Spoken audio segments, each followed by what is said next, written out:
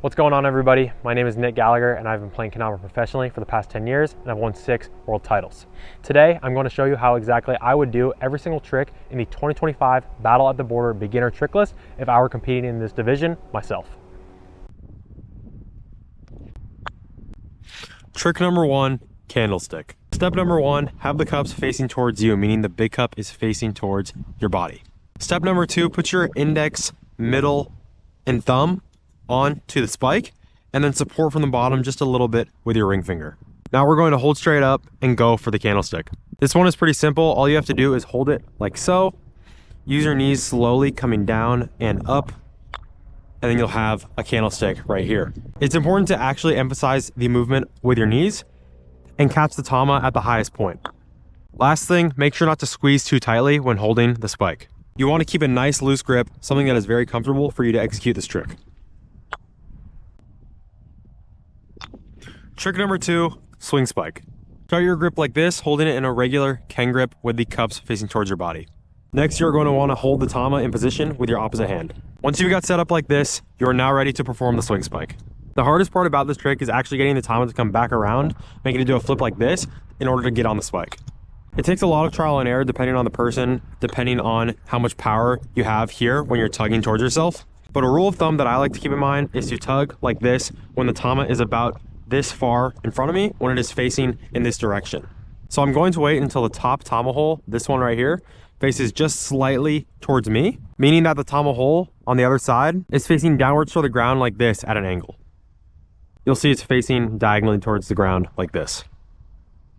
I try not to swing the tama too far in front of me and exaggerate this very hard because that just makes it a lot harder to control on the way back. No need to make any crazy swinging motions like this. We don't really need to do all this extra stuff. Keep it tight, keep it controlled, get the timing and the power of the tug towards yourself figured out, and this trick is very likely to become one of your most consistent. Trick number 3, big cup, orbit, big cup. Hold the Ken in a normal Ken grip, like so. Position the ball straight down towards the ground, and now you're ready to perform the trick. First, you're going to want to use your knees, coming down very slowly. Come up very slowly with your knees as well, catching the tama at the highest point. And after this, you have 2 options. You can either orbit clockwise or counterclockwise, meaning that after you land it on the cup, you can either orbit like this, or you can orbit like this. This comes down to personal preference. I personally like to go this direction. This would be counterclockwise, but I also see a lot of people go clockwise like this and come in towards their body. Do the way that is most comfortable for you. The one thing that is most important about an orbit is actually orbiting around the tama entirely. Sometimes people do a half orbit or so like this. Do a little circular motion in front of the tama in this area instead of going actually all the way around like so. You want to make sure your hand is going above and below the tama before you catch it on the cup. If you do any small orbits like this, something that doesn't count, it is not going to count in competition, so make sure you do it correctly. Trick number 4, lighthouse in. You're going to want to first hold the tama in your dominant hand. I like to hold it like this. Index, middle finger right here, thumb in front of me, with the ring finger on the bottom supporting right by the string hole. You can tell you're holding it correctly if you have a C shape in your hand right here. Next, you're going to want to hold the Ken tight with your opposite hand. I tend to hold it higher up like this, kind of by the cup, but you can hold it however you'd like. And now we're ready to go for the lighthouse.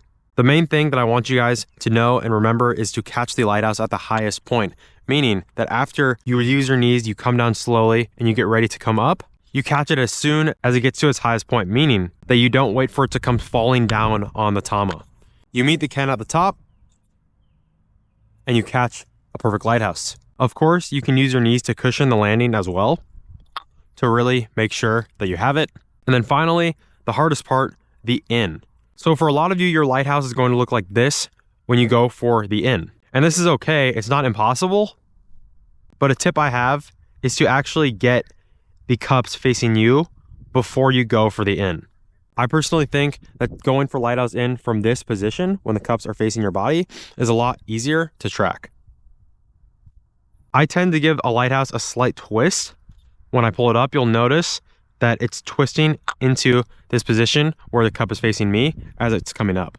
And so I don't have to readjust anything after I land the lighthouse. I can just go straight for the spike. If you try and do this, but still your lighthouse comes up a little funky, like so, with the cups facing out towards the side, use your knees, take your time. You can adjust it to the side. Either way is fine. Practice this motion. This is going to be a little difficult for some of you in the competition, so I'd come prepared just in case, and then get ready to go for the in. Remember, as always, use your knees, go down, come up slowly, and you'll be fine. Trick number 5, around Japan. The most important part of this trick is actually the first cup. You want to make sure the tama hole is facing you. You want it to look at you right in the eye like this. In order to do this, you want to pull up the tama slightly inward so it comes up facing towards you. In order to make it do so, I slightly push my hand out in front of me like this, doing this motion. When I pull up, you'll notice here, it's going like this, making the tama pull up in a perfect way that I want it to. You're going to want to practice to get this tama as straight facing towards you as possible. You want it to face very straight on towards your body. And then from here, all you have to do is get it to the next cup without making it move. After you get it to the small cup here, you want to actually float it straight up. Try your best to not move it at all, because if the tama is able to stay facing towards you, this is going to make for the most optimal position for a big cup spike, which is the final part of the trick. So one more time, I'll show you from start to finish. Come down with your knees, pull up inwards, have the tama facing your body, no movement, going to the last cup here, and then finishing with a perfect big cup spike. Trick number 6, SARA grip around the block. You're going to want to hold this sort of like a pencil. Here's how. First, put your index finger on the opposite side of the ken, and then follow up with your thumb supporting in this slot right here. I personally tend to only hold it with these 2 fingers and have my middle finger curled up like so. Once we've got SARA grip figured out, we're now ready to go for the trick. So first, I'm going to go to the small cup. Some people like to get in position and put the small cup facing up before they go for the trick. I personally think that's okay, but for me, I actually like to pull up and then switch my grip in midair while the tama is coming up. So instead of getting into position and going for it like so, I actually keep my grip like this. I have it stay the same. And then while the tama is coming up, you'll notice that I make that switch in midair and then catch it on the small cup. So small cup, and then from here it's big cup. And then lastly, this is the easiest part, a simple moshikame going up to base cup. So one more time from the beginning, small cup, big cup, base cup. Trick number 7, airplane. Hold the tama in your dominant hand like so. Just like with the lighthouse, you want your index and middle finger positioned right here on the opposite side of the tama. Have the thumb supporting from in front, and then the ring finger supporting from the bottom right by the string hole. You're going to want to see a C shape like this. From here, grab the ken with your other hand, put it in position like so, and now we're ready to perform the airplane. This one is similar to swing spike. In my opinion, it is actually easier, but the same thing is going to be emphasized here. It's all about the tug, not only the range of motion that you're tugging in, but the power that you tug with. It's going to take a lot of trial and error. I would also recommend putting your dominant foot out in front of you just a little bit. So I'm left-handed, meaning I'm going to move my left leg right out in front of me just a tad. Now that I'm ready for the airplane, I'm going to swing it slightly in front of me. I'm going to wait until the ken faces slightly towards me. Right here, as you can see, it's facing diagonally upwards towards my face, just ever so slightly. And then once it faces me, I tug with my dominant hand towards my body. It comes like this. I tug with the tama like so. And I get the airplane. Play around with the speed of this. It is going to look different for each player, especially when they're starting out. The main thing that I'll emphasize again is that you don't have to have this big swing. You don't have to tug towards yourself super hard. You don't have to do anything super special. In order to get an airplane, all you have to do is be very concise. It has to be all very controlled. Stay relaxed, keep your motions very subtle. And with enough practice, with enough trial and error, you'll find your own way for a perfect airplane. One final thing I'll note is to not start with the ken back behind your body. You don't want it back here. You want to be able to see everything from the start. So you're going to want to position the ken in front of your body for the airplane.